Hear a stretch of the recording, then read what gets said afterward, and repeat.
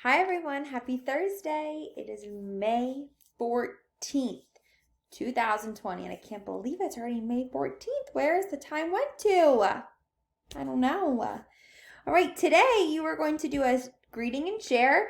You are going to do on Flipgrid to respond to would you rather have a horse's tail or a unicorn's horn? And tell us why.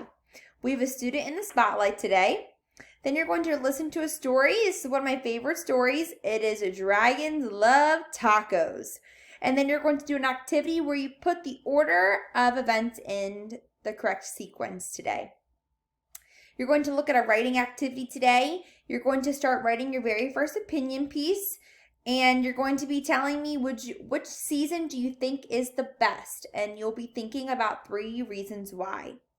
For math, again, we are looking at money, and today you're going to be making change. So if you have $2 and you go to the store and you spend 50 cents, how much money do you still have? So that's what you're working on today. And then your day is finished. All right, friends, see you tomorrow for Funny Friday. Bye.